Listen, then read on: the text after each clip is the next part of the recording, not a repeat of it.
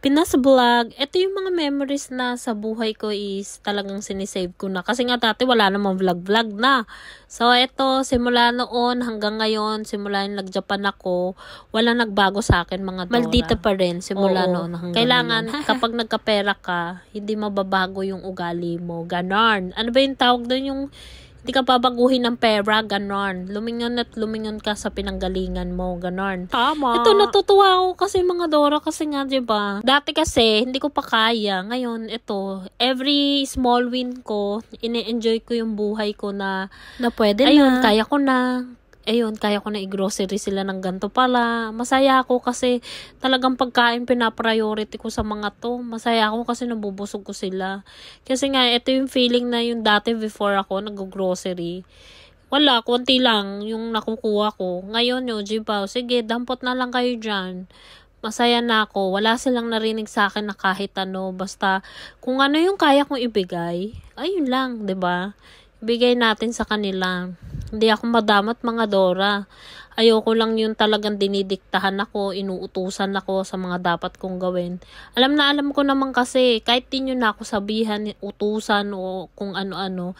Kasi, nanggaling ako sa wala. So, alam ko yung feeling ng wala. Pero yung puwersahin mo kung magdikta ka sa akin, hingian mo ko ng kung ano-ano. Hindi pwede yon. So, ayan, binibigay ko talaga yung best ko para sa kanila. Pinaparanas ko kung ano yung mga nararanasan ko sa buhay. Hindi ako madamot. Ayan nyo, pag si Jinky Pacquiao na tayo, talagang go for the goal.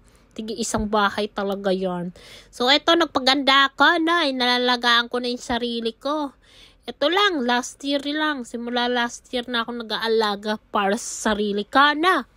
Tapos yung nanay ko, pinaranas ko na din ang sarap ng buhay. The more na nagle-level up ako sa buhay, the more na meron din sila. Pero syempre, pag wala tayo, maunawaan nyo ko. Tama Ganun yan. lang yon. Eto, best memories ever, ganang experience, ganon. Kasi tuwing uwi ako sa Pilipinas, talagang gusto ko sila makakain sa labas. Kaya bibihira lang makawala yan sa mga hawla. Kaya talagang pag umuwi ako, mga excited yan. Unahan, alam na, grocery.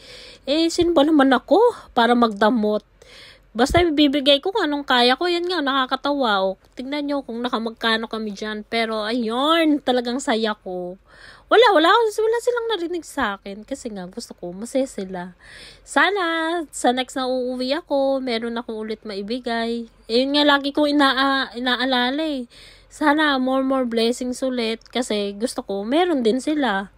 Ayun lagi, hindi ako matamot. Naku, gusto ko pag umuwi ako lahat.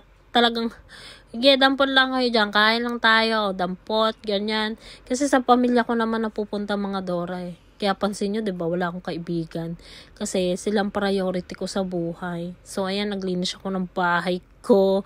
And lagi, taong bahay lang din ako. Kasi ni-enjoy ko mag-isa.